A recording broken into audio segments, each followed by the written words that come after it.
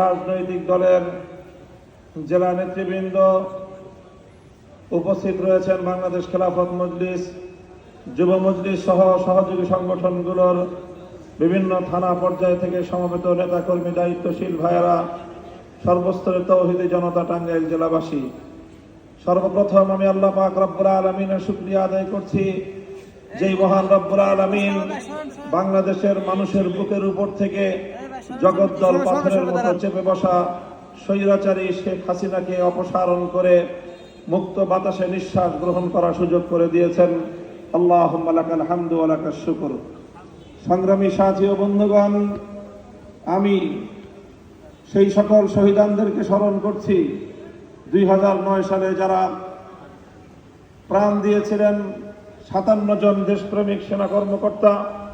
2013 সালে রাতের অন্ধকারে তাহাজ্জুদরত ঘুমন্ত অবস্থায় বহু হেফাজতে ইসলাম বাংলাদেশের নবী প্রেমিক, আল্লাহর পয়গম্বরের আশেক উম্মতকে যারা হত্যা করেছিল, যাদের সেই ফ্যাসিবাদী আচরণের শিকার হয়ে হাজারো হেফাজতের নেতা কর্মীরা পঙ্গুত্ব বরণ করেছে, স্মরণ করছি সেই সকল শহীদানদেরকে যারা আল্লামা দেলোয়ার হোসেন সাঈদী রহমতুল্লাহি আলাইহির বিরুদ্ধে কল্পিত নাটক সাজানো মৃত্যুদণ্ডের রায় ঘোষণা করার পর কোরআন প্রেমিক হাজারো জনতা, লাখো জনতা রাজপথে নেমে আসার প্রেক্ষিতে গুলি করে পাখির মতো গুলি হত্যা করা হয়েছিল শতাধিক নবী কোরআন প্রেমিক জনতাকে।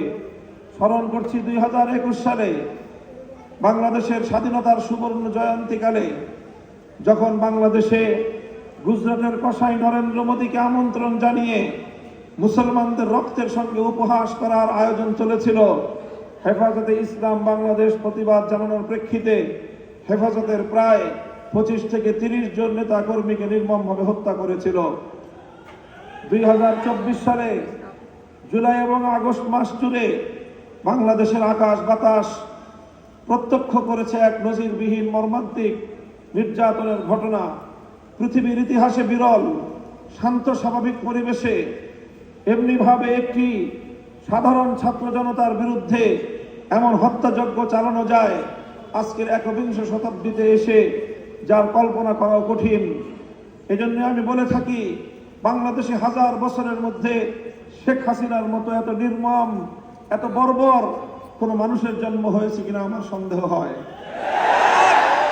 এই নির্মমতার শিকার হয়েছে আমাদের স্কুলের কোমলমতি ছাত্ররা, নির্মমতার শিকার হয়ে শাহাদাত বরণ করেছে কলেজ ইউনিভার্সিটির ছাত্ররা, শিকার হয়েছে আমাদের মাদ্রাসার ছাত্ররা। 3 বছরের শিশু সন্তান রেখাই পায়নি, আবার বৃদ্ধ বনিতা সহস্রাধিক মানুষকে হত্যা করে অসংখ্য মানুষের লাশ পর্যন্ত গুম করেছে, যাদের বাবা মা এবং যাদের উত্তরাধিকারীরা কোনোদিন তাদের সন্তান এবং তাদের বাবার কবর পর্যন্ত খুঁজে পাবে না। এই নির্মমতার স্বাক্ষর হয়ে থাকবে বাংলাদেশ। সেই সকল শহীদানদের জন্য রুহের মাগফিরাত কামনা করি। আর নাম না জানা, পরিচয় না জানা, গুমের শিকার, খুনের শিকার গত 15 বছরে বাংলাদেশের অসংখ্য মানুষ, বহু মা এখনো রাতের পর রাত নির্ঘুম রাত কাটায়, পথের পানে চেয়ে থাকে, ওই বুঝি মায়ের সোনাধন আবার তার কোলে ফিরে আসবে। এইভাবে কত বাবা এখনো পর্যন্ত হাসপাতাল থেকে হাসপাতাল, মর্গ থেকে মর্গে ঘুরে বেড়ায়, তার সন্তানের লাশটুকুর অন্তত সন্ধান পাওয়া যায় কিনা। এই ছিল আমাদের বাংলাদেশের নির্মম চিত্র। এই বাংলাদেশ গড়ার জন্য এদেশের হাজারো মানুষ রক্ত দিয়ে বাংলাদেশ গড়েনি। এই বাংলাদেশ থেকে আল্লাহ পাক শেখ হাসিনাকে অপসারণ করে আমাদের সেই প্রাণের বাংলাদেশ গড়ার সুযোগ করে দিয়েছেন। আমাদেরকে আল্লাহ পাক রব্বুল আলামিনের কাছে আবারও শুকরিয়া আদায় করতে হবে। সংগ্রামী সাথী ও বন্ধুগণ, আমরা স্পষ্ট ভাষায় বলতে চাই, বিজয় অর্জন করা যতটা কঠিন, বিজয়কে রক্ষা করা তার চেয়ে বেশি কঠিন। আমাদেরকে সেই দীর্ঘ এক সংগ্রামে নামতে হবে। আমরা যদি সাময়িক বিজয়ের তৃপ্তিতে আমরা যদি তৃপ্তির ঢেকুর তুলি, এ বিজয় যে কোনো সময় ছিনতাই হয়ে যেতে পারে, যে কোনো মুহূর্তে বিজয় আমাদের হাতছাড়া হয়ে যেতে পারে। পরাজিত শক্তি বসে নেই, পতিত স্বৈরাচার আবার বাংলাদেশের মানুষের বুকের উপর ছবল মারার জন্য অপেক্ষার প্রহর গুনছে। আমরা তিক্ত অভিজ্ঞতা স্মরণ করতে চাই। 1971 সালে বাংলাদেশ স্বাধীন হয়েছিল।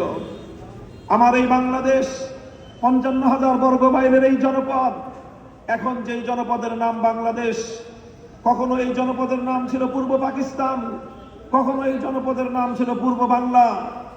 এভাবে বিভিন্ন নামের ঐতিহ্য